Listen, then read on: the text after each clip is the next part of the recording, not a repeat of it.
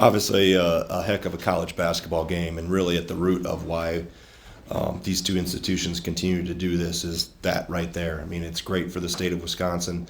It's great for growing the game and putting the spotlight on our state and the basketball in our state, which is very good. Obviously, to have that type of a game, whether you were here watching it or watching it on TV or whatever, I think it's great and all, win-win all the way around. I was really proud of our guys. Excuse me. We pretty good first half, and then with Chucky down, put us a little out of rhythm for a little bit. And Marquette, we let them get to the rim a little bit too much, and they did a good job of spreading us out and attacking gaps. And then I thought towards the end of regulation and then in overtime, we got back to containing the floor a little bit better. And obviously big contributions from everybody that played, and guys that hadn't gotten a lot of minutes, like a Kamari McGee, really stepped in. Carter Gilmore, I thought, gave us good minutes. So really, like I said, just really proud of a team effort in a hostile environment against a good team. Questions? Jeff? Yeah, Greg, I mean, you mentioned that everybody contributed, so I don't want to single anyone out, but can you address what Clemson Max gave you on both ends of the court tonight in regulation and in overtime? Yeah, I mean, with Chucky going down there at the start of the half, him having to play more minutes than planned, I guess he weathered that, and that's one of the reasons why we recruited him when he went in the portal was that the toughness, and then that play at the end to give us the lead was a toughness basket. I mean, he willed his way in. I saw all the arms on him and stuff, and they're not going to call that, and they shouldn't at that time. Let the players decide the game, and he made a heck of a play there to get that ball loose and get it up on the rim. Thanks. Greg, Chucky obviously adds a lot to your team. He goes out early in the second half. What is missing on the floor when you can't have him other than him, obviously? Well, I mean, an all-conference point guard is what's missing, and that's not just his play, but how he impacts the game and for everybody else. He's accustomed to playing with those guys. They're accustomed to having him on the floor. Obviously, the way he shot it the first half, he was feeling pretty good with how his day was going. So, credit Max and Kamari and even Isaac Lindsey for stepping up and having to kind of piecework that together when he decided he couldn't go for a while and needed to work with our medical people. Jim. Your heart in Arizona State 35-ish games of. Well, today I just turned 52. So I told the radio guys, I said, man, if they keep this up, I'll hit 62 really, really fast. I'll skip 10 years. But no, you know what? It's a competitive group. There's so much parity in college basketball. I think I've always said if you only tune into college basketball in March, you're missing 3-4 really good months. There's a lot of really good basketball played in November and December.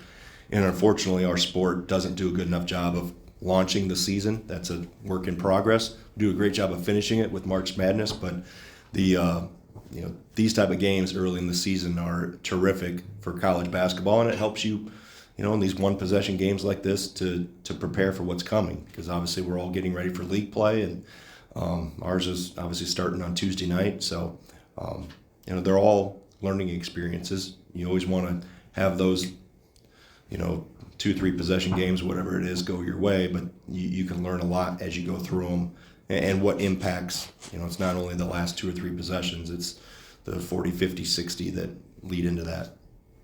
Coach, you mentioned Kamari McGee. He played a season-high 10 minutes tonight. What have you seen from him in practice that maybe led to that, and what did you see from him today in those extended minutes? Yeah, I just thought with what we were going to have to face defensively, his ability to attack and the floor was going to probably be open a little bit more because of their pressure, that I wanted some of his athleticism and ability to get downhill and make plays, and he's practiced better. He practiced really well on Thursday. I thought maybe the best practice he's had since he's been with us. So he stayed very positive. I knew he transferred to play, but jumping up to this level and being part of a winning culture and a winning team, there's an adjustment period, and he's still learning in terms of what we do and what our procedures are, both offensively and defensively. He's gotten better at it, but he's kept a really positive attitude and was waiting for his chance. As we've always said, stay ready so you don't have to get ready, and he's stayed ready while trying to improve. And he definitely answered the call today. You got to defend 2 long inbounds passes, one with a 2-point lead, one with a 3-point lead. What were you guys looking for on those? Because obviously with Tyler and the 2 steals, and whatever you told them work. Yeah, I mean, you want to make sure that they catch the ball running towards our baseline, so there's not, we've been in a few of those that we've defended wrong, that we've allowed momentum to get created going up the floor. So you want to make them catch it out in front of you, preferably free throw line or lower towards our baseline. And then obviously with Steve on the ball, I want some size there, but also be wary not to get screened. Don't run somebody over. And then if there's any, exchanges, screening, whatever, we're switching all that. And again, the most important thing is the ball's got to be caught up in the, towards our end. Only a couple more guys. Greg, Ben. I know Steven's turnovers are going to nag on him, but 8 points and 7 assists. Kind of giving you what you need from him out of the forward spot, and how is his vision out of the post going to help you? I mean, he's always been. That's why we recruited him. His skill level is really high. He's really comfortable, even when he gets trapped, and that's. We always want to play through the post, and when you have post players that are good passers and make good decisions and are unselfish, that helps because it's a good playmaking position. Everybody thinks you throw the ball inside to score, but it's also a position of which to play out of. And in terms of some cutting, and when you get, like I said, a guy that's 7 feet and is a good passer and has a good feel for the game and doesn't get rattled when he does get a lot of attention or get trapped, that's a good offensive weapon. All right, last 2. Greg, Jordan Davis had a couple tough plays for you to start overtime with that turnover, missed 3, and he came back and hit a big shot. What can you say about the way you saw him kind of bounce back there? Yeah, that was big because after he hit the backboard, I was ready to take him out and put Connor back in, but he answered, and that's good for Jordan. Jordan needed that. Jordan's still growing as a player and figuring out who he is as a player. So for him to come back and have the fortitude to take it again and knock that one down, that was big. Jimmy.